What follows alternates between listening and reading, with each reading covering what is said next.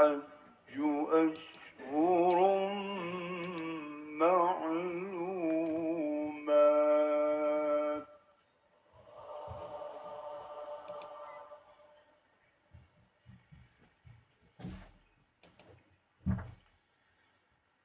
فمن فرض فيهن الحج فلا رفث ولا فسوق ولا جدال في الحج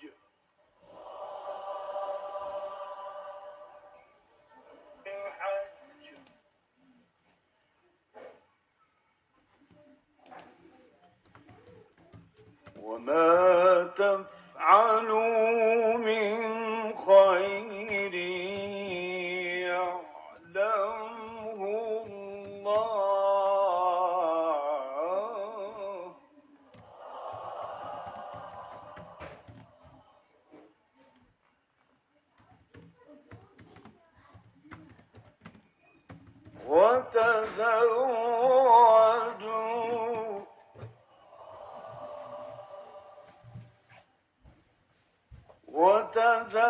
وتزودوا فإن خير الزاد التقوى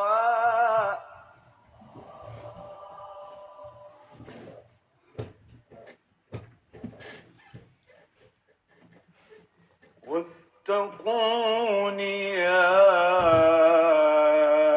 أولي الألباب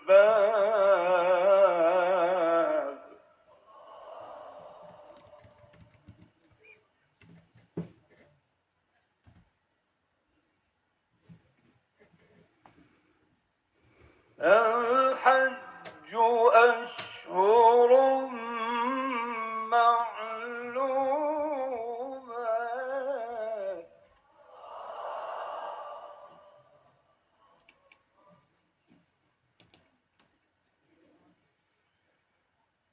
فمن فرض فيهن الحج فلا رفث ولا فسوق ولا جدال في الحج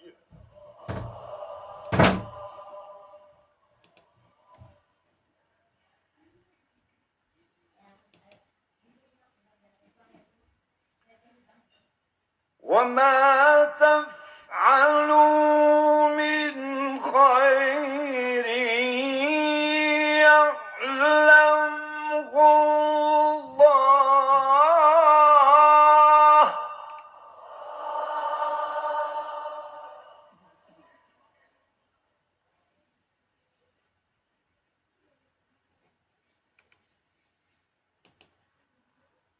وما تفعلوا من خير يعلمه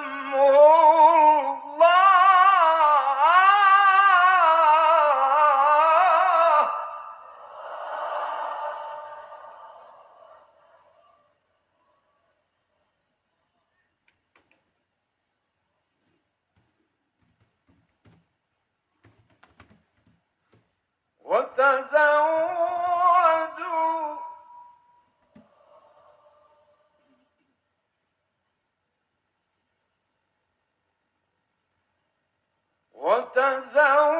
وتزودوا فإن خير الزاد التقوى واتقون يا أولي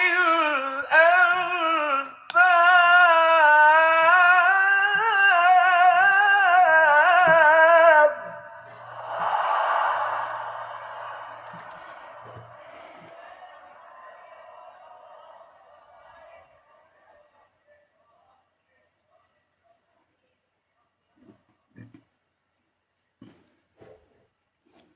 ليس عليكم جناح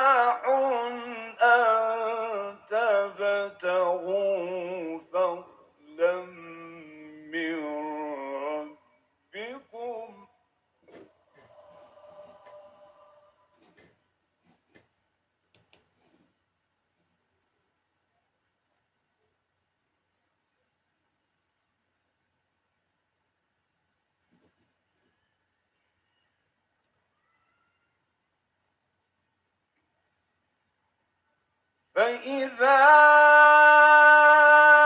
أفضتم من عرفات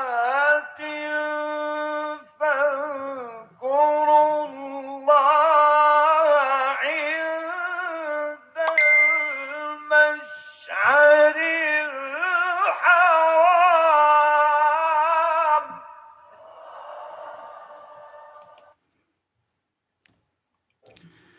Bismillahirrahmanirrahim. Allahümme salli ala Muhammed ve ali Muhammed ve accil ferecehum. Əziz izləyicilər, hamınızı salamlayırıq. Növbəti canlıda biz qarşıdakı dəqiqələrdə sizinlə bəzi mövzuları müzakirə etmək istəyirik. Əlbəttə ki, bu gündə günümüzün əsas mövzusu İran ətrafında baş verən proseslər olacaq. Amma mən istəyirəm bu gün həm də bir açıq canlı eləyək. Yəni bu o deməkdir ki, izləyicilərin deməli suallarını cavablandıraq. İzləyicilərlə bir kontaktımız olsun. Kontakt yaradaq. Suallar əgər olarsa cavablandıraq. Və həmişə mən daha çox özüm danışıram, müəyyən mövzuları seçirəm və o mövzular ətrafında mövqe bildirirəm, şərh eləyirəm onları və s. Bugün istəyirəm ki, izləyicilər müxtəlif mövzularda təbii ki, bizim günümüzün mövzusunu biz yenə də elan edirik. Günümüzün mövzusu İran ətrafında baş verən proseslərdir və bu istiqamətdə digər mövzular da ola bilər. Əgər izləyicilərin sualları olarsa, deməli biz o sualları da cavablandırarıq. Əzizlər, canlıya başlamamışdan əvvəl mən adəti üzrə yenə də YouTube-un qaydalarını diqqətinizə çatdırıram. Canlını bəyənin, paylaşın. Cavid Cabbarlı üzr istəyirəm. Cavid Cabbarlı YouTube kanalına abunə olmamısınızsa, abunə olun ki, bizim canlılar, bizim videolar, bizim paylaşdığımız məlumatlar anında sizin üçün əlçatan olsun. Belə dediyim kimi bugün mən daha çox çalışacağam. Təqribən 1 saat civarında bir vaxt ayıraq və o 1 saat ərzində sizin suallarınıza daha çox vaxt ayıracağam ki, deməli sizin sualları cavablandıraq. Əziz izləyicilər, bilirsiniz ki, bugün martın 23-ü və bu da o deməkdir ki, deməli Epstein koalisiyasının İrana qarşı başlatdığı müharibənin 20, daha doğrusu bunu biz tamam mətndən desək, işğalçı hücumun, təcavüzün 24-cü günüdür və biz artıq 4-cü həftəsini yaşayırıq bu müharibənin. Əzizlər, deməli sizdən ricamız bundan ibarətdir ki, bəyənmələri artırın. Bəyənmələr çoxalanda baxış sayı da çoxalır, artır və biz hər dəfə bu mövzuya toxunuruq. Bu dəfə də qeyd edeyim ki, deməli bizim yenə də baxış sayının ardınca deyilik. Amma hər halda bizim bu danışığımız və bu deməli canlı yayımlar, videolarımız nə qədər çox adama çatarsa, deməli o qədər insan məlumatlı olar, xəbərdar olarlar. Bunun üçün də bir qayda YouTube təyin edib, bunu biz təyin eləməmişik, YouTube təyin edib. Nə qədər çox bəyənmə olarsa, paylaşım edərsinizsə, yorum yazılarsa və o qədər çox bizim canlımız deməli başqa insanlara da çatacaq. Əvvəla bu dəqiqə deməli canlıda olan izləyiciləri, bacı qardaşları mən salamlayıram. hər birinə təşəkkür edirəm ki, deməli bizim canlıya qatılırlar, vaxtlarını sərf edirlər, iştirak edirlər. Əlbəttə ki, Emil Bayramov adlı istifadəçi lənət olsun Siyonizmə deyir. Bu bizim şüarımızdır. Biz hər bir halda, hər bir zaman işğalçı Siyonizmi, uşaq qatili olan Siyonizmi lənətləyirik. Əsas bizim deməli ən böyük silahımız da elə dua eləmək və Allahdan bu işğalçı rejimlərin, işğalçı deməli tayfaları Allah qarşısında lənətləməkdir. Sonra Arda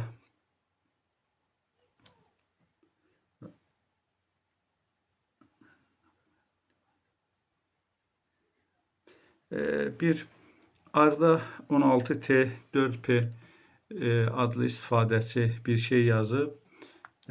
Belə şeylərin burada yazılmasına gərək yoxdur. Əgər insan bir günah eləyirsə, mütləq Allah qarşısında, Allahla öz arasında elədiyi deməli günahın tövbəsini eləməlidir. Günah İslam məntiqində, İslam mənbələrində əgər bir insan günah eləyirsə, o günahı başqalarının yanında etiraf eləmək, açıb danışmaq və s. bu özü də təkrar günahdır. Çünki Allah hər bir insan üçün bir şəxsiyyət ona qaildir. Yəni hər bir insanın şəxsiyyəti önəmlidir və insan bir etdiyi günahı başqalarının yanında danışarsa, o öz şəxsiyyətini alçaltmış olur. Buna görə də İslam baxımından icazə verilmir. Bunun üçün özü ilə Allah arasında günahını, Allah üçün, Allah qarşısında günahı etiraf eləmək yaxşıdır. İnsan Allahla öz arasında günahını etiraf eləyə, Allahdan bağışlanmaqlıq istəyə, bu çox əla. Amma cəmiyyət içində başqalarının yanında günahını etiraf etmək, bu 2 qat günah hesab olunur. Yenə də başqa bəziləri deməli öz tərbiyələrini göstərirlər. Biz heç onlara fikir vermirik və mən danışdıqca suallara baxacağam. Deməli yorum hissəsinə baxacağam. Əgər yorumlarda nəsə cavab verməli bir mövzu olarsa onları cavablandıracağam. Əziz izləyicilər, deməli İrana qarşı təcavüz, işğalçı hücumun və işğalçı müharibənin gedişatına haqqında danışaq. Bilirsiniz ki, bugün 24-cü gündür, artıq 24 gündür, yəni artıq 4-cü həftədir ki, İran İslam Respublikası İslam ordusu, Allah qoşunu bütün deməli dünyanın şər qüvvələrinə qarşısında ləyaqətlə, dəyanətlə duruş gətirirlər və Epstein koalisiyasını qarşısında kişicəsinə döyüşürlər. Şərəfli ölümü deməli əyani şəkildə şərəfli ölümün zillətlə yaşamaqdan nə qədər üstün olduğunu əyani şəkildə bizə göstərirlər. Düzdür, ədəbiyyatlarda sonra müxtəlif tarixi dövrlərdə bəzi insanlardan, bəzi qəhrəmanlardan belə fikirlər gəlib qulağımıza çatır, oxumuşuq. Şərəflə ölmək, ölümün gözünə dik baxmaq, şəxsiyyətini qorumaq və s. və ilə axır kimi deməli cümlələrdən bu barədə bəzi məlumatlarımız var. Amma biz heç vaxt bu məsələni canlı şəkildə görməmişdik ki, şərəfli ölümü insanlar seçsinlər və zillətlə yaşamağı insanlar rədd etsinlər. Yəni, dünya həqiqətən zillətlə yaşamalı dünya həqiqətən ölməmək üçün yalvarmağa dəyməz. Biz bunu belə də deyə bilərik. Subhan Rufullayev salam verir. Aleykümselam.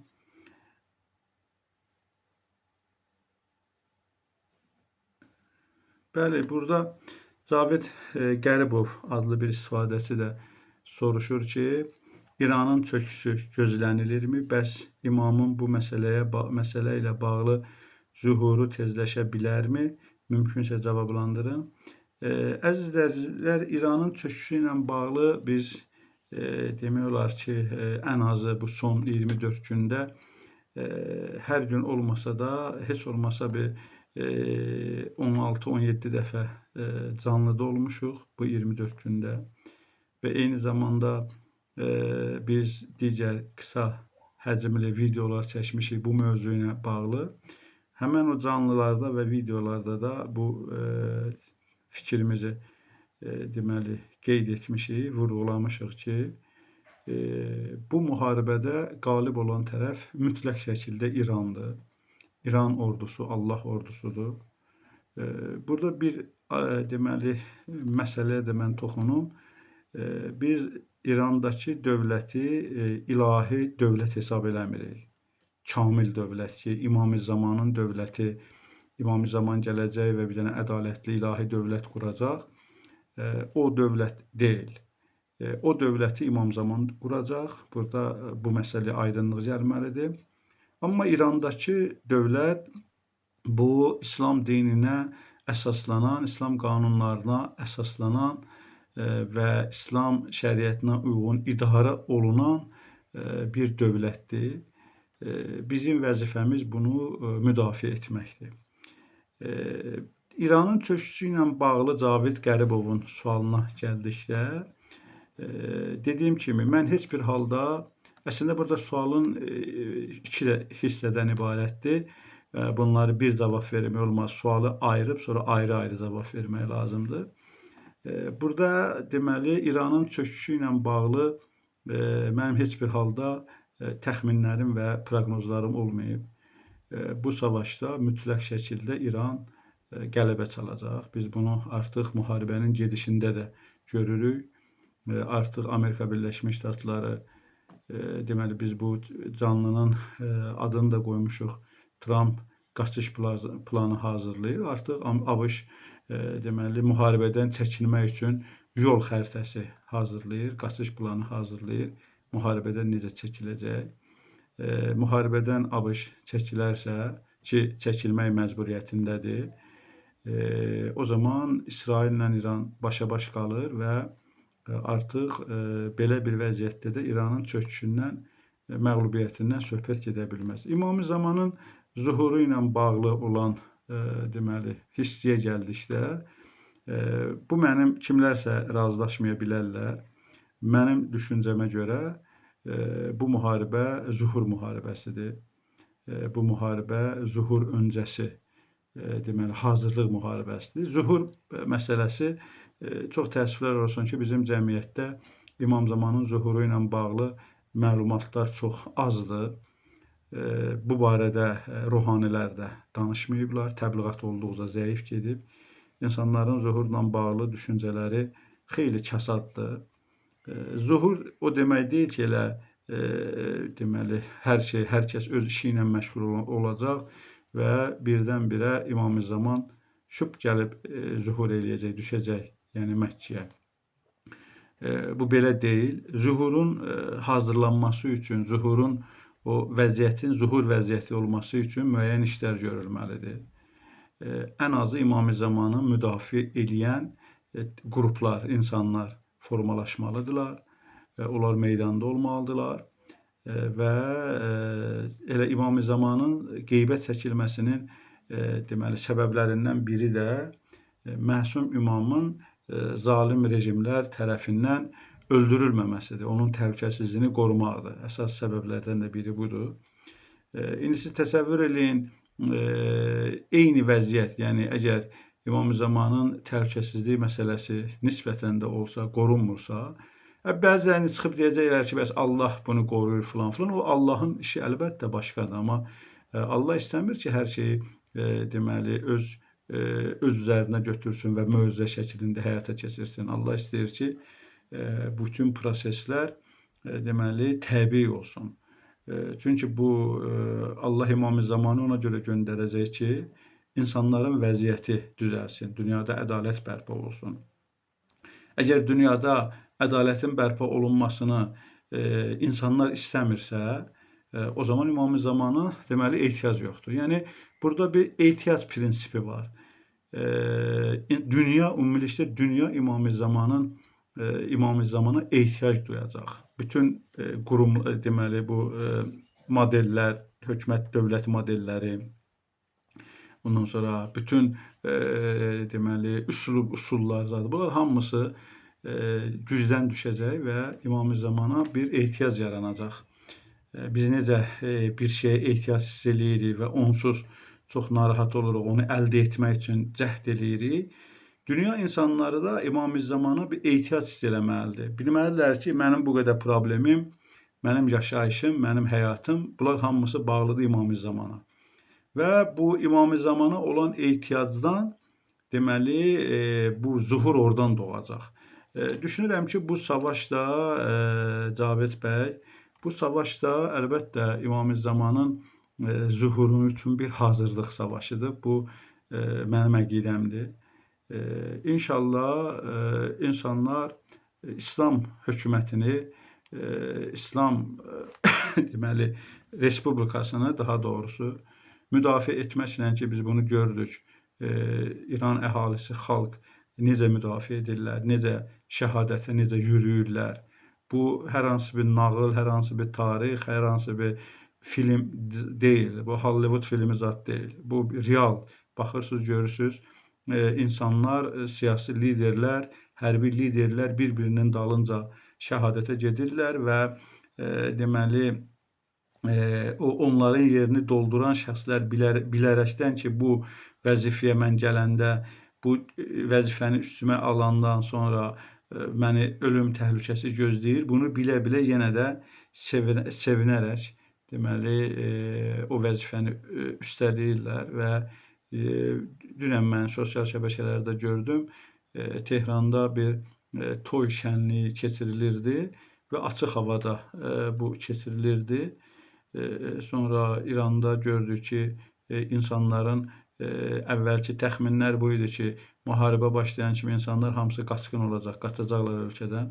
Amma biz əksini gördük. Nəinki qaçmaq, elə deməli bütün xaricdə yaşayanlar da ölkəyə qayıdırlar, deyirlər bura bizim vətənimizdir, bura bizim torpağımızdır, biz ölümdən qorxmuruq, bir qarışda torpaq verməyəcəyik. Əlqərəz, bu sualın cavabını konkretləşdirək, yəni xülasələşdirsək, belə bir vəziyyət yaranır ki, bəli, bu savaş İmam Zamanın zuhuru üçün hazırlıqdır. Və hətta mən deyərdim ki, bu savaşdan asılı olaraq zuhurun tezləşməsi və gecikməsi bu savaşdan asılı olacaq. İnşallah ümid edirəm ki və hətta inanıram ki, bu savaşda İslam ordusu böyük bir qalibiyyətə imza atacaq.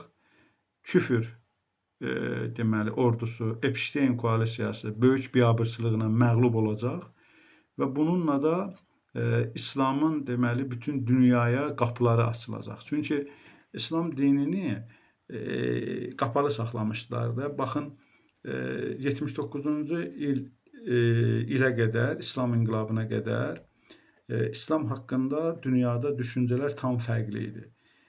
Mən bir neçə il bundan əvvəl bu İslam inqilabı ilə bağlı xatirələr adlı bir kitab var idi. Onu mütaliə edirdim. Xüsusən Avropa mütəfəkkirləri, ziyalıları orada İslam inqilabı ilə bağlı fikirlərini bölüşmüşdülər.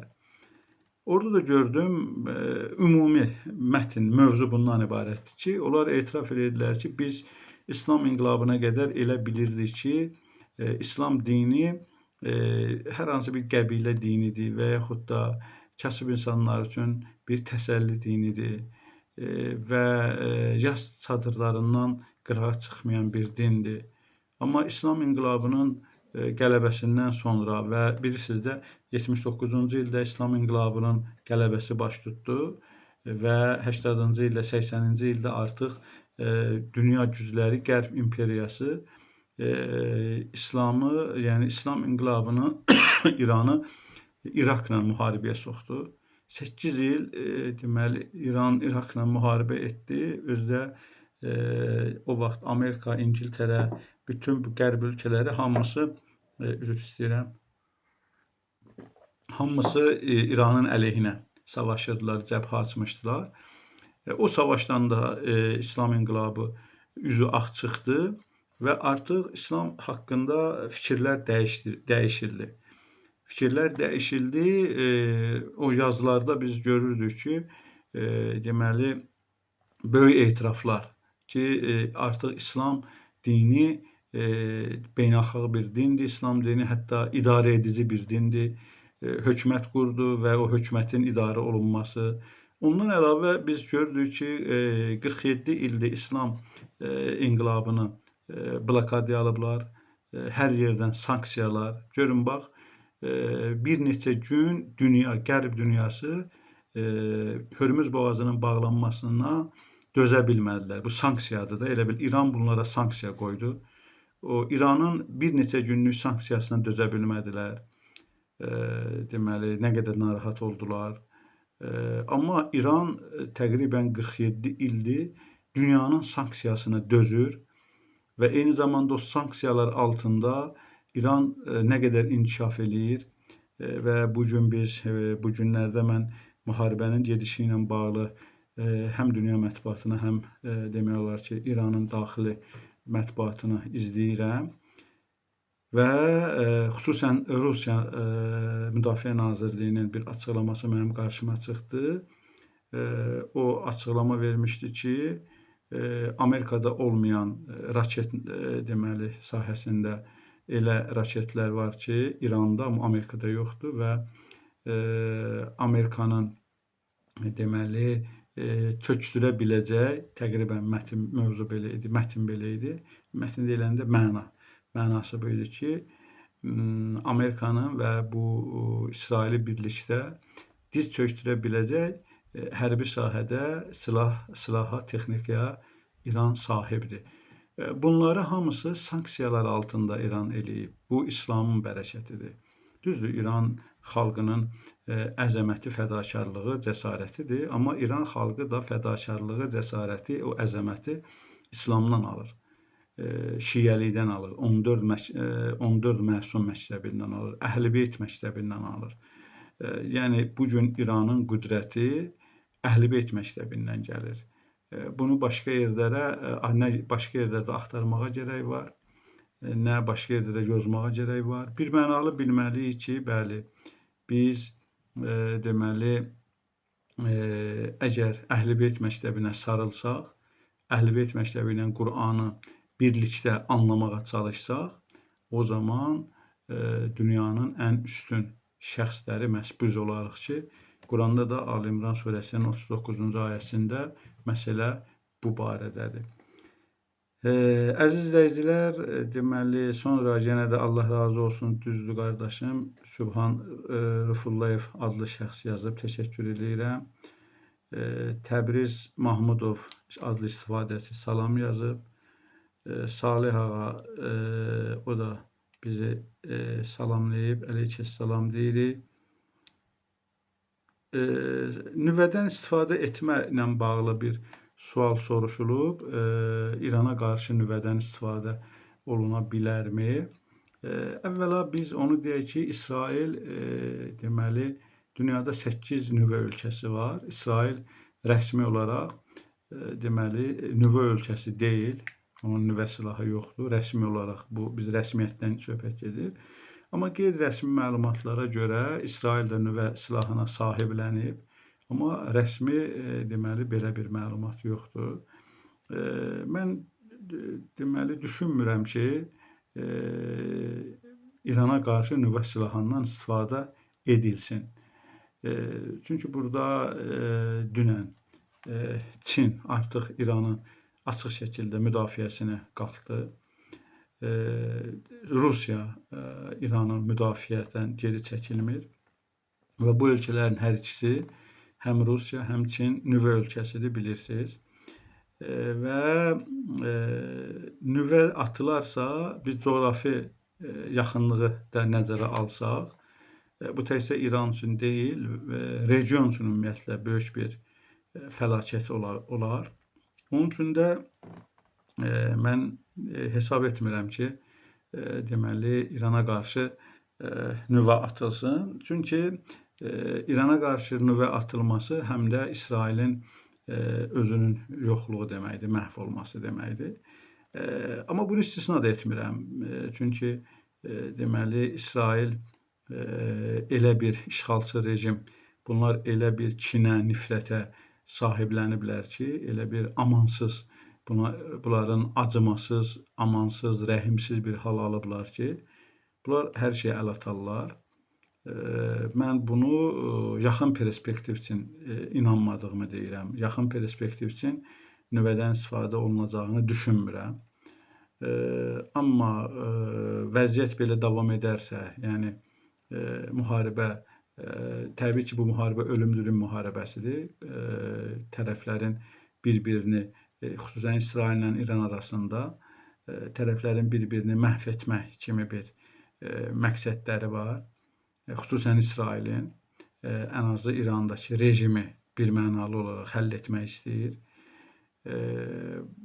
Buna görə yəni hədəflər, strategiya bax bundan ibarətdir, amma bu strategiyaya nə qədər nail olunacaq, bunun üçün nə qədər irəli gedəcəklər, bunlar mən düşünürəm ki, növbəti həftələrdə ən azı məlum olacaq və yeri gəlmişkən mən onu da deyim ki, deməli dünən, daha doğrusu şənbə günü Donald Trump 48 saat vaxt vermişdi. Demişdi ki, əgər Körfəzlə bağlı, Hörmüz boğazı ilə daha doğrusu, Hörmüz boğazı ilə bağlı İran orada geri çəkilməsə, o zaman biz İranın xüsusən elektrik deməli təchizatlarını darmadağın edəcəyik. İran tərəfi də deməli cavabını verdi və bu gün bir neçə saatdan sonra bu 48 saat tamam olacaqdı. Amma deməli bir neçə saat bundan əvvəl Trump sözünü geri götürdü, sözünü yedi, həmişə olduğu kimi ki, biz Ukrayna-Rusiya savaşında da Trump'ın səsləndirdiyi ziddiyyətli fikirlər, bir-birini tutmayan fikirlər və s. biz bunları görmüşük. İndi də bizə eyni şeyləri xatırladır. Artıq Trump'ın şəxsiyyətsizliyi ilə bağlı böyük bir həqiqət ortaya çıxıb. Onun qeyri-ciddi adam olması ilə bağlı artıq heç kəsdə şübhə qalmayıb. Və Trump dedi ki, biz İranla yaxşı, səmərəli danışıqlar aparmışıq. Biz 5 günə qaldırdıq bu söhbəti filan. Amma İran tərəfi də qətiyyətlə deməli İran parlamentinin sədri Qalibov deməli Trump'ı birmənalı olaraq yalanladı və heç bir halda Trump'la və ABŞ tərəfindən hər hansı bir danışıqların olmadığını açıq şəkildə elan elədi. Bu məlumatı ona görə diqqətinizə çatdırıram ki, deməli Trump'ın bu 5 günü bugündən sayılır artıq. 28-nə qədər təqribən olan bir müddətdir, martın 28-nə qədər olan müddət. Mən düşünürəm ki, 28-də artıq 28-nə qədər bu müharibədə müəyyən mövzular açılacaq.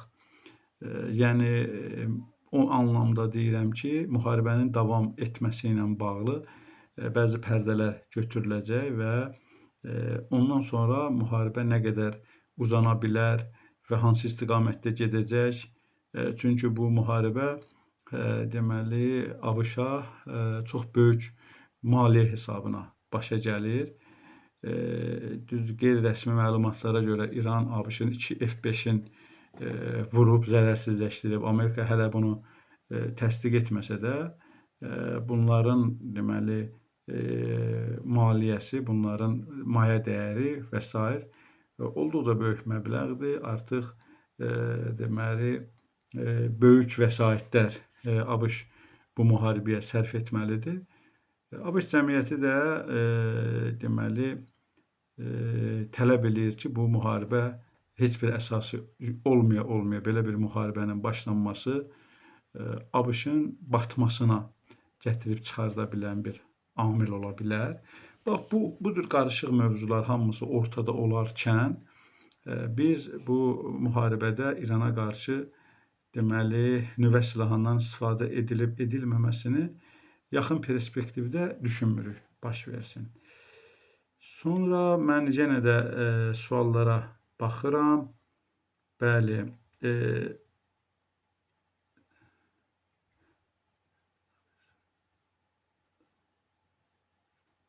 burada bir Təbriz Mahmudov adlı istifadəçidə zülmü çoxaldırlar, imamın zühuru geciksin, xahiş edirəm cavablandırın. Bu məsələyə də biz gəldikdə hədislərdə var, geniş, yəni açıq hədislər var ki, deməli zülm dünya ilə ədalətsizlik və zülm dünya ilə dolanandan sonra İmam-ı Zaman gələcək dünyanı ədalətlə dolduracaq. Bu ədalət və zülmün müqayisəli şəkildə bu verilib. Əlbəttə belə bir düşüncə də var ki, bu hədisə istinad edirlər ki, dünyada bəs zülmü artırmaq lazımdır. Bu zühur fəlsəfəsinə tam zidd olan bir deməli məsələdir. Ona görə zühurun tezləşməsi ancaq intizar fərəc deyilən bir anlayış var. Deməli zühuru gözləmək. Əslində bu zühuru gözləmək, zühura hazırlıq anlamındadır. Bütün böyük alimlər, müctəhidlər intizar fərəci zühura hazırlaşmağı kimi izah eləyirlər və bu hər bir insan da özünün islahı ilə başlamalıdır. Yəni birinci özünü düzəltməlidir, özünü islah etməlidir şəxsin, sonra cəmiyyət yavaş-yavaş bu belə deməli bu cür genişlənməlidir, özünü islah.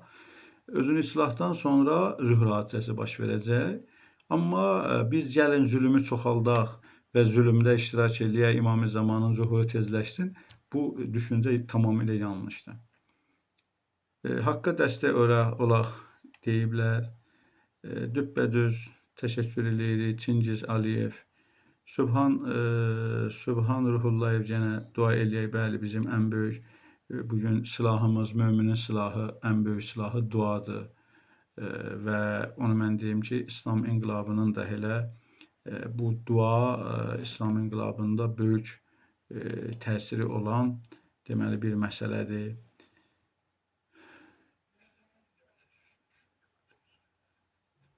Bəli, cəbhədə üstünlüyü ilə bağlı biz bu gün də görürük ki, deməli cəbhədə İran üstünlüyü anban artır inşallah. Və əvvəldən də bizim proqnozumuz belə olmuşdu ki, İran son bir neçə həftədə əgər tab gətirə bilsə, artıq zaman qazandıqca qələbə deməli domino effekti ilə İran üstünə töküləcək qələbə. İran deməli məğlubiyyətdən xilas olacaq və hər gün arxada qoyulan hər gün İranı məğlubiyyətdən uzaqlaşdırır. Bu bizim deməli düşüncəmiz olub. Düşünürəm ki, bu belə də olacaq. Cəbhədə inşallah üstünlüklərlə bağlı da mən də bütün möminləri, deməli haqq-sevər insanları təbrik edirəm. Bizə maraqlıdır, ağa. Ben bu Subhan Rufullayev'in bu sualını başa düşmədim.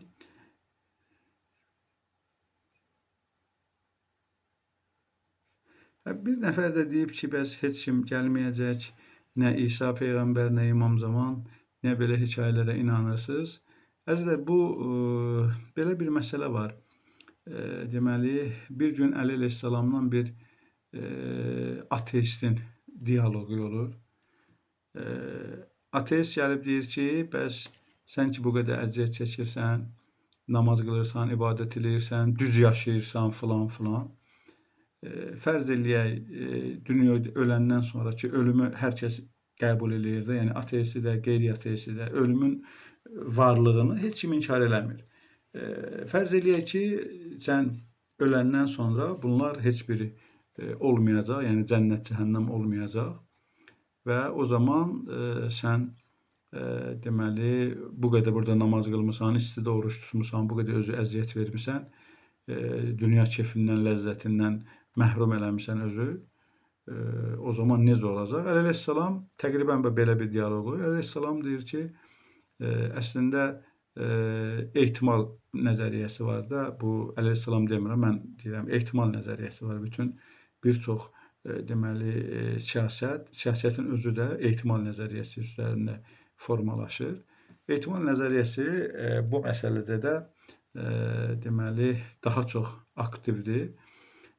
İmam Əleyhisselam buyurur ki, fərz eləyək ki, biz öldük, öləndən sonra gördük ki, sən demə cənnət var, cəhənnəm, iki variant var da, ya cənnət cəhənnəm var, ya cənnət cəhənnəm yoxdur. Fərz eləyək öldük, öləndən sonra gördük ki, cənnət cəhənnəm yoxdur. Əleyhissalam deyir ki, mən bir şey itirməyəcəm. Sadəcə mən burada namaz qılmışam, hə nə olsun, oruç tutmuşam, hə nə olsun. Yəni itirəcəyim bir şey olmayacaq. Yəni böyük həcmdə. Amma fərz eləyək ki, cənnət cəhənnəm olsun, var. Öləndən sonra görəcək ki, cənnət cəhənnəm var. O zaman sənin itirəcəyin böyük olacaq. Sən onda nə eləyəcəksən? Sən onda yəni bu ehtimala görə, əgər orada 1% də ehtimal varsa ki, cənnət cəhənnəm var, o zaman biz bu işə hazır olmalıyıq. İndi əzizim, biz düzdür, şəri kitablarda Allah məlumat verib, Quranda, digər məsəl üçün ilahi səmavi kitablarda qeyd olunub və bundan əvvəl bütün ideologiyaların sonu məhz bununla bitir ki, deməli bir xilaskar gələcək. Bizim də deməli bu ehtimal, deməli bu heç bunlar deməsələr də belə biz ehtimal nəzəriyyəsi ilə yanaşırıq ki, burada bir ayıb bir şey yoxdur. Ehtimal nəzəriyyəsi ilə yanaşırıq ki, ehtimal verdik ki, deməli dünya belə ola bilməz və sonda bir xilaskar gələcək, ədalətli dövlət quracaq. Bunlar Allahın göndərdiyi məsum şəxslərdirlər və s.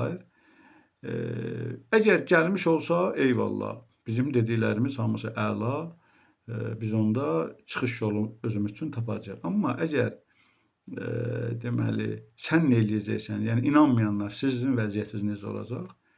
Amma gəlməmiş olsalar, yenə də biz pis şeyə dəvət eləmirik ki, biz deyirik ki, İmam-ı Zamanın gəlişini gözləmək üçün biz elə özümüzü islah eləyək. Yalan danışmayaq, ibadətlərimiz yerində olmalıdır, başqasını aldatmayaq, zinakarlıq olmasın. Ondan sonra bu qədər günahsız yerə insanlar ölməsin və s. və axır. Yəni bizim İmam-ı Zamanın zuhurun hazırlığı biz bu mərhələlərdə görürük. İnsanlar günahdan uzaqlaşmalıdırlar, Allaha doğru gəlməlidirlər. Bütün hallarda biz bunu dəvət edirik. Deməli, məntiqlə budur ki, İmam-ı Zaman ya Həzrət İsa gəlsə də, gəlməsə də ki, bizim tam inancımız budur ki, onların zuhuri olacaq, İmam-ı Zaman zuhur eləyəcək və Həzrəti İsa nüzul eləyəcək. Bunlar da fərqli ifadələrdir, terminlərdir. Bu barədə başqa bir vaxt biz danışarıq. Çünki başqa yazanlar da var, onların da cavablandırmalıyıq. Belə. Sonra yenə də Əliqulu bəy salam yazanlar var. Bəli. Allahdan kömək istəyənlər var. Yenə dediyim kimi, çox təəssüflə mən sevinirəm ki, daha doğrusu müqayisə edəndə sevinirəm ki, bizim canlıda bizə yorum yazanların əksəriyyəti öz səviyyəsini gözləyən adamlardır. Yəni çox belə deyək də, çox başqa canlılarda olur, başqa yerlərdə yorum yazanlar belə çox səviyyəsiz adamlardır. Amma bizim izləyicilərimizin çox böyük əksəriyyəti səviyyəsini gözləyir, tərbiyəsini, qanacağını gözləyir. Mən də sevinirəm və bunlarla fəxr eləyirəm, öz izləyicilərimlə fəxr eləyirəm və sağ olun ki, siz beləsiz, elə belə də davam eləyir. Amma buna baxmayaraq arada bir-iki dənə görürsən ki, xoşa gəlməyən ifadələr də işlədənlər var. Onlar da Li Baba 36-32 nömrəli deməli istifadəçi də o da biraz xoşa gəlməyən fikir səsləndirib. Olsun, eyb yoxdur. Sonra yenə də nüvədən istifadə etmək məsələsini mən cavablandırdım. Sonra burada bəli, əslində yorum çox yazılıb. Mən hamısını bir ara çox danışdım. O suallara çox cavab vermək lazım idi. Ona görə də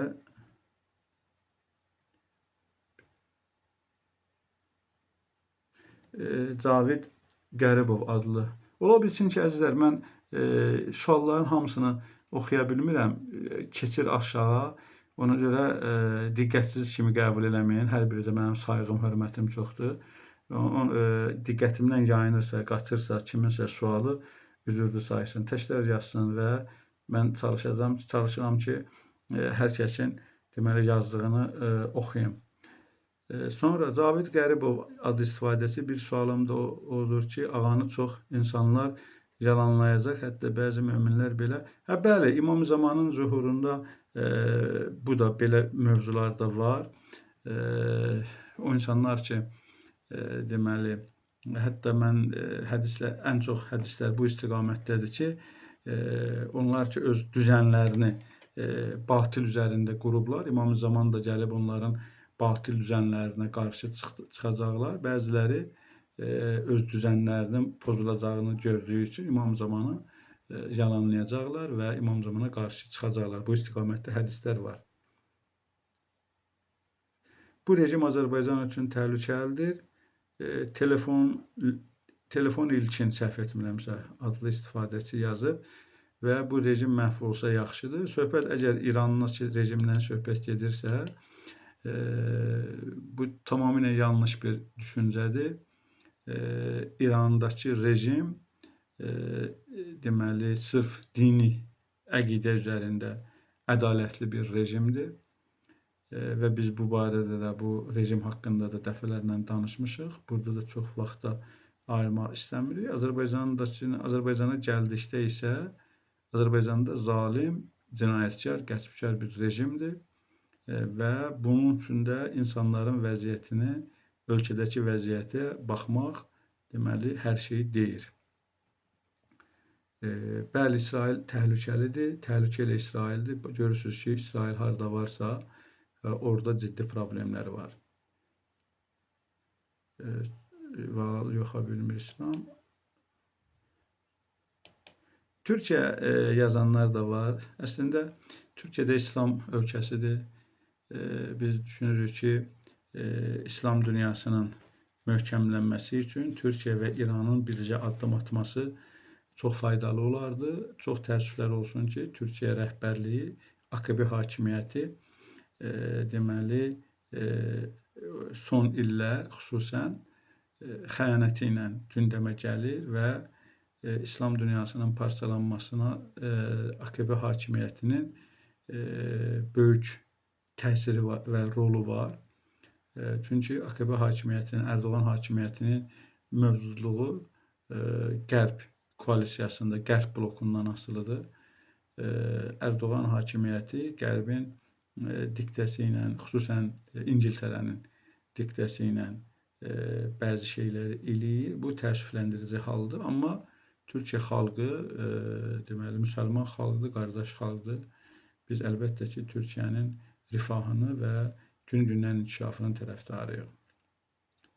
Müsəlman ölkələrlə düşmənçilik siyasəti aparır. Baxın, bu günümüzün ən aktual mövzularından biri də budur. Görürsünüz, təqribən 23 ərəb ölkəsi var. Deməli, 50 yaxın müsəlman ölkəsi var dünyada. O ərəb ölkələri, deməli, ərəb ölkələrinin Allahı Trumpdır. Və onlar gördünüz siz bir neçə ay bundan əvvəl Sülh Şurası adı ilə Trump o ərəb ölkələrindən nə qədər pullar apardı? 600 milyard dollar deməli Səudi Ərəbistanı müdafiə etmək adı ilə Trumpa pul verdilər. Amma İran nə deyir? İran deyir ki, mən sənin nökərin olmayacam, olmaq istəmirəm və olmayacam. Ölərəm, mən sənin nökərin olmaram.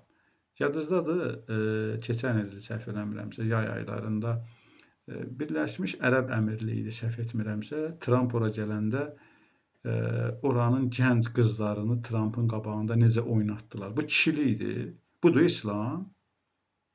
İrana qarşı heç İran gözünün ucu ilə baxa bilmir. Şəxsiyyətsiz Trump, səviyyəsiz Trump. Amma sizin dediyiniz o müsəlman ölkəsi Ərəb öz qızlarını Trumpın qabağında hansı formada rəqs elətdirirdilər. Bu müsəlman qeyrətidir. Bu siz nə danışırsınız? Bu barədə də deməli çox danışmaq olar, amma biz ehtiyac görmürük və bu birmənalı olaraq bir İrana qarşı bir anti-təbliğatdır ki, güya İran müsəlman ölkələrini bir-birinə vurur, ondan sonra İran İslama qarşı çıxır, filan eləyir, bəsməkan eləyir. İran nə deyir İslama qarşı çıxır? 40-50 ilə yaxında İranı 1 qram neftin qoymurlar satmağa. 50 ilə yaxında İranı deməli o cür blokada saxlayıblar. İran bu vaxta qədər kimin toyuğuna çişləyib? Bir dənə fakt göstərir ki, İran harasa hücum eləyib. Kimlənsə müharibə başlayıb. İranla müharibə başlayıblar. İran da cavabını verir. İran deyir, mən heç kimlə müharibə eləmirəm, amma kim mənlə müharibə başlayacaqsa, burnunu sındıracam. Düz deyildir. Bəli, sonra yenə də burada yazırlar, Niyazi Hüseynov adlı istifadəçi cahillə danışmaq küfürlə vuruşmaqdan daha çətindir. Bəli, cahillə elədi, amma mövzunu başa düşmədim. Bir nömrəli tağut yağın ki, bu ABŞ koalisiyası nəzərdə tutulur.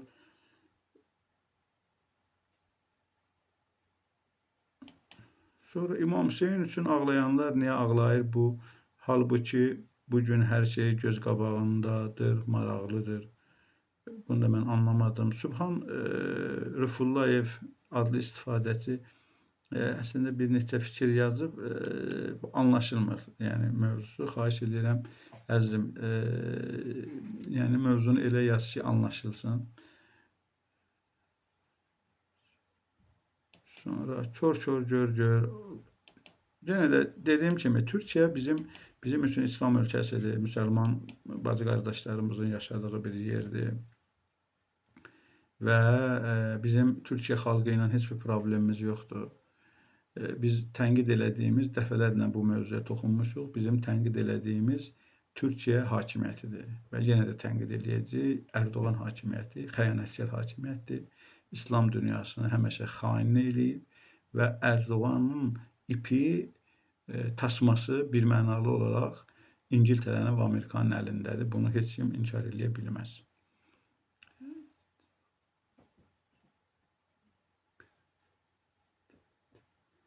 Sonra burada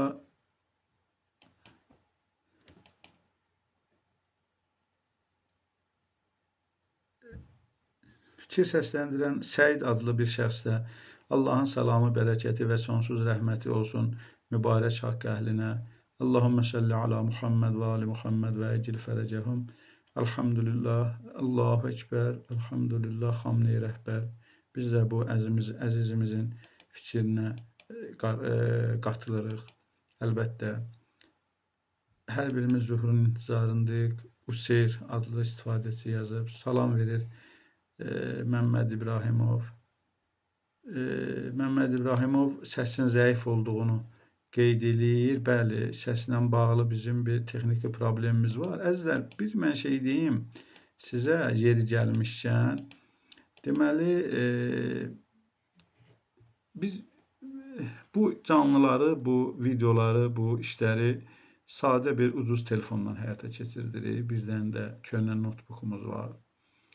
Və mikrofon məsələsində də əslində deməli müəyyən problemlər var. Düzdür, bizim bir mikrofonla bağlı mikrofonumuz var. Sadəcə canlıya qoşulduğumuz telefonda zaretkası saxlamadığına görə biz onu zaretkalı halında canlıya qoşmalıyıq və deməli bu problemi də mən yeni bir USB alıb həm zaretka şnurunu, həm mikrofonu oraya qoşmaq üçün bunu bir yeniləyəcəm. İnşallah bunu aradan qaldıracağıq sonra.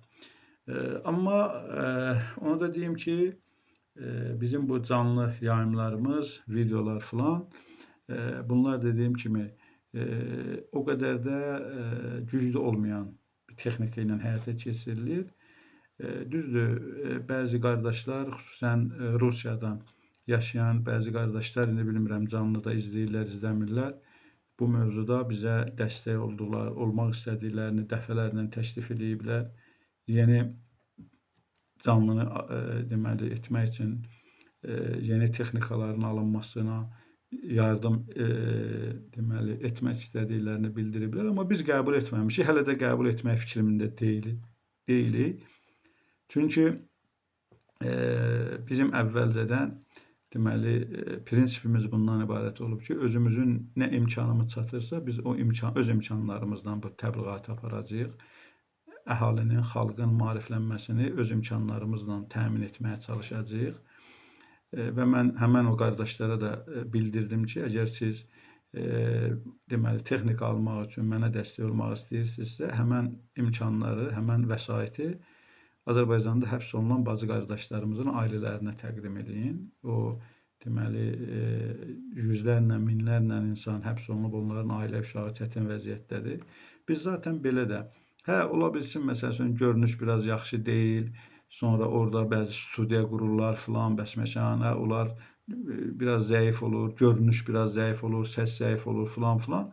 Bunlar önəmli deyil, əzizlər. Biz başa düşməliyik ki, biz bugün nə danışırıq, hansı mesajlar veririk, onlara diqqət olunmalıdır. Əlbəttə ki, əksəriyyət izləyicilər qaçırlar. Görürlər ki, bu görünüş yaxşı deyil, bunların elə canlıdan keyfiyyəti zəifdir, yəni görünüş olaraq keyfiyyəti zəifdir. Qaçırlar başqa yerlərə, o getsinlər. Zaten onlar görünüş ardınca olanları bizi maraqlandırmır. Bizi məsəl üçün bu dəqiqə təqribən 60-70 canlıda izləyən var. Onlar ölsən səbirlə, maraqla izləyirlər, suallar yazırlar. Bizim üçün onlar maraqlıdır, əzizdir və mən o qardaşa da təşəkkür edirəm səs mövzusu ilə bağlı məsələni bir daha gündəmə gətirdi. Mən yaxın günlərdə yəqin ki, o deməli yeni USB alıb onu həll eləyəcəm mən. Bəli.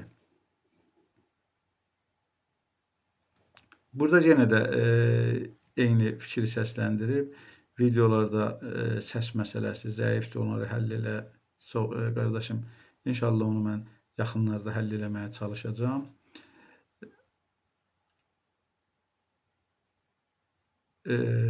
Burada Libaba 36-32 adlı istifadəçi yeni yazıb. Bugün sabah Amerika İranın neft-qaz adasını işğal edəcək. Bu artıq bunu haqqında biraz əvvəl danışdım. Yəqin ki, siz ya yeni qoşuldunuz ya da ki fikir vermədiniz.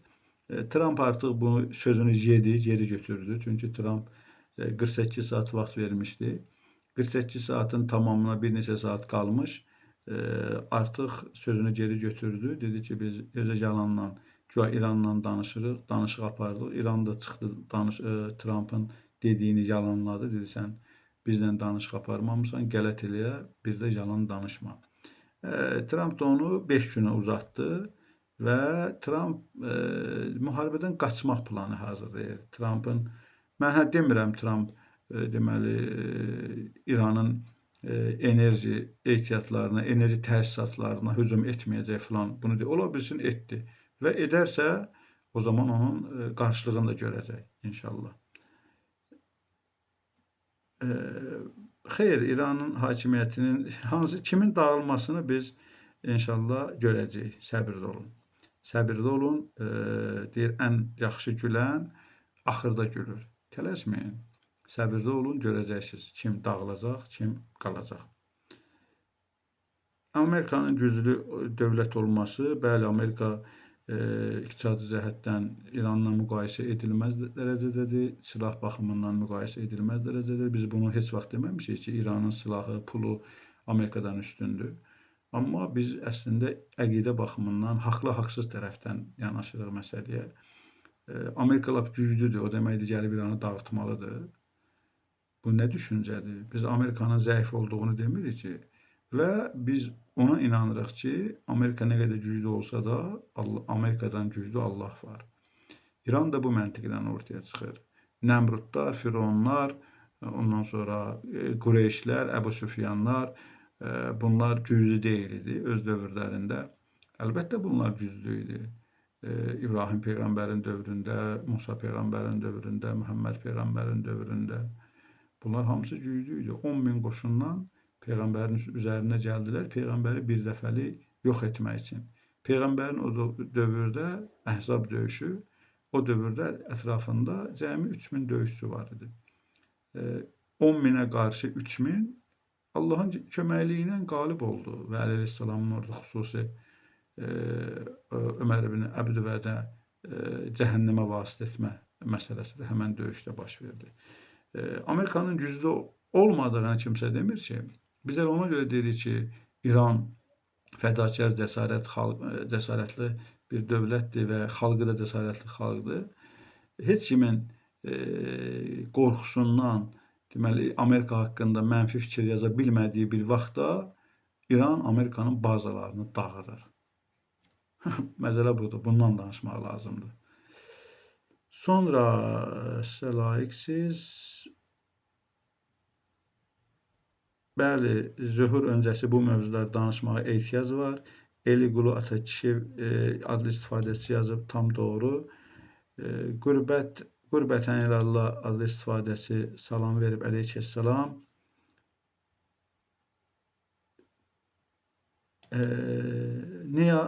Niyazi Hüseynov adlı istifadəçi də belə bir fikir yazıb ki, 50 ildir İranın dağılmağını arzu edənlər indi o biri tərəfdən peşmançılıqla baxırlar. Bu da çox maraqlı fikirdir və biz bunun şahidi olmuşuq. İran hətta 99-cu ildə deyən ki, İran 2001-ci ili görməyəcək. İndi o artıq 26 ildir torpağın altındadır. İran dünyaya meydan oxuyur. Sonra bəli, İran qalibdir yazanlar da var. Diqqətlə dinləyin də yaxşı eşidilir. Əzizlər, deməli, bu mövzunu mən 100% aradan qaldıracağam. Təşəkkür edirəm narahatçılığınıza görə. Bəli, həqiqi mömin lazımdır. Bugün Allah sizi hifz eləsin. Çox təşəkkür edirəm əzizim. Sonra döyüşü həmişə fiziki cəhətdən güclü olan deyil, ruhu baxımdan güclü, inamlı olan qazanır. Tam doğru qardaşlar. Bu bütün tarixdə də belə olub. Həmişə ruhiyyəsi yüksək olan döyüşçülər deməli böyük ordulara qalib olublar. Biz bunu həm İslam tarixində, həm qeyri-İslam tarixində bunlar haqqında oxumuşuq. Quran da deyir ki, nə azlar var ki, çoxlara qalib olub. Quranın da bizə bu barədə dediyi var. Mən sizə bir dəfə sual verdim, yəqin ki, görmədiniz. İnşallah Amerika buradan rədd olub getsə, İran qalib gələndə biz Azərbaycana, məxsusən bizim hakimiyyət sonu gəlməsinə səbəb. Mən Qürbətən ilallah adlı istifadəçi yazıb, ola bilsin yuxarıda yazanda diqqətimdən qaçıb, üzürlü say. Əlbəttə, əzizlər, İran mövzusu elə bir mövzudur ki, ümumiyyətlə, İran-Amerika-İsrail cütlüyünün müharibəsi dünyada bir çox məsələlərə aydınlıq gətirəcək. Ukrayna-Rusiya məsələsinə də bu müharibə aydınlıq gətirəcək. Əgər İran burada qələbə çalarsa, o zaman Amerikanın vəziyyəti çox ağır olacaq və Ukrayna məsələsində demiyorlar ki, bu müharibənin, Ukrayna müharibəsində sonlanması yekunlaşacaq, sonlanacaq yəni. Azərbaycan mövzusunda da mən hesab edirəm ki, deməli, İran ki, burada inşallah qalib olacaq və İranın qalibiyyətindən sonra Azərbaycanın Siyonist rejimi, Siyonistə xidmət edən Əliyev rejimi rədd olmalıdır. Bu bizim mövqeyimizdir. Biz əgər vətənimizi istəyiriksə, vətənin oğulları, qızları yarısı həbsxanada, yarısı torpağın altında, yarısı çoxu da qürbətdə və bu faciəni də bizim xalqın başına gətirən Əliyev rejimidir. Bir mənalı olaraq İran inşallah dua eləyək, İran qalib gəlsin və sonra ki, bunlar Əhl-i Beyt məktəbini ölkədə sıxışdırırlar, Vəhabi, qan içən, baş kəsən Vəhabiləri, uşaq qatili olan Vəhabiləri gətiriblər, ölkə doldurublar. Bunlar əslində deməli, şiə balalarının başını kəsmək üçün gətiriblər bu vəhhabiləri, İlham Əliyev bunları gətirib. Bu müharibədən sonra yəqin ki, İlham Əliyev hakimiyyətinlə bağlı da bir açıqlama olacaq və mən inanıram ki, ABŞ-ın Qərb koalisiyasının, Epstein koalisiyasının məğlubiyyəti hər yerdə baş verəcək. İran-İsrail müharibəsində də, Azərbaycanda da, çünki Azərbaycanda da İlham Əliyev başda olmaqla Epstein koalisiyasının üzvləri çoxdur. Ümumiyyətlə, bu müharibədə Epstein koalisiyasının məğlubiyyətini biz gözləyiriksə, Azərbaycanda da hakimiyyətin getməyini gözləməliyik. Sonra, deməli, Zəngəzur dəhlizinin açılmasına Xamenei Zəngəzurla bağlı məsələ, deməli, bu Libaba 36-32, yəqin ki, eşidirsən məni, fikir mübadiləsi aparaq, fikirləri səsləndir, amma etik qaydada da öz tərbiyəvi burada göstərib özü gözdən salma. Zaten sən indi öz adın deyil, orada bilmirsən, kişisən, qadınsan. Amma yaxşı olar ki, biraz etik çərçivədə müzakirələrimizi davam edək. Zəngəzur məsələsinə gəldikdə və Zəngəzur məsələsi İran ABŞ öz başının hayındadır. ABŞ nə Zəngəzur maraqlandırır, nə bir şey. Trump'ı maraqlandıran bircə budur ki, İranın cəngindən, əlindən necə qurtarsan. Bu dəqiqə ABŞ gəlib atıb özünü təliyə, öz yaxasını verib İranın əlinə, öz yaxasını İranın əlindən qopartmağa çalışır. ABŞ-ın yadına Zəngəzur düşür. Tarixdə baxacaq inşallah Zəngəzur mövzuda, dediyim kimi nə olacaq görəcəyik. Siyasət nəticəsində nailiyyət qazanılır. Bəli, İranın həm hərb meydanında, həm də siyasət meydanında yürütdüyü siyasət rasionaldır, uğurlu siyasətdir və dediyim kimi İmam Zamanın zuhuruna aparıb çıxara biləcək bir yol izlənilir. Sonra Allah salamı olsun İslam yoluna gedənlər, əli şiələrinə, amin. İran Fars hakimiyyəti istəyir ki, Azərbaycana fitnə ixtilaf salsın, o da İranın öz başına. Yenə deyirəm ki, bu qeyri-ciddi fikirlər səsləndirmək. Azərbaycan İran üçün bir şəhəri boşdanadı Azərbaycan, İranın. İran bugün nəinki Azərbaycanın rəhbərliyi, İran Azərbaycanın başında duranların ağaları ilə deməli üz-üzə gəlir. Onların bırnını yerə sürtür, Trump'ın bırnını yerə sürtür. İlham Əliyev Trump'la bir dəfə görüşmüşdü deyə aylarla bəlkə əlini yumadı ki, mən Trump'la görüşmüşəm. İran, bu Fars hakimiyyəti, Fars rejimi, bunlar deməli, sözü qutaran, aşığın sözü qutaranda dalay-dalay eləyir. Bunlar da həmən mövzuya bənzəyir. Hər şey ortadadır. Bəli, inşallah səbr edənlər qazanacaqlar. Səbr və təmkin, bu bizim əsas İslamın, Quranın əsas məntiqidir. Nə tökərsən aşına, o da çıxar qaşığına. Bəli, biz onu deyirdik. Siz burada bir Libaba 36-32 nömrəli deməli, istifadəçi bunu yazıb. Bəli, yadınızda olsa, keçən il Ramazan ayında Qəzzada İsrail hansı hadisələri törətmişdi, Qəzzanı xarabaxanaya çevirmişdi, Fələstini. Amma bu il biz Ramazanda gördük ki, deməli, İsrailin öz şəhərlərin İran o formaya saldı. Çox şükür. Çox şükür olsun ki, Allah zalimi bu dünyada cəzalandırmalıdır. Bu hədislərdə var. Üç cür günah eləyənlər bu dünyada mütləq cəzalanacaqlar. Günahlar var bəzi günahlar var, onların deməli cəzası ancaq axirətdə olacaq. Bəzi günahlar var ki, bu dünyada da mütləq o cəzalar olmalıdır. Əziz izləyicilər, mən canlını yekunlaşdırmaq məcburiyyətindəyim. Çünki Almaniya vaxtı ilə artıq məğrib namazının zamanı çatdı. Bir neçə dənə deməli fikir var, onları da tez oxuyun. Bu adamın özünə bəllidir, kim özünü düşünürsə Türkiyə Pakistanla filan bu cür fikirlər səsləndirilir. Sonra Allahu Ekber. Mən sizdən təklif edirəm ki, rolların mesajlarını səsləndirməyəsiniz. Çünki trolların mesajlarını... əlbəttə ki, bunu biz çalışarıq. Eliqulu Atakişiyev adlı istifadəçi bu mesajı yazıb. Bunu biz növbəti canlılarda bu məsələyə deməli bu məsələni nəzərdə alarıq.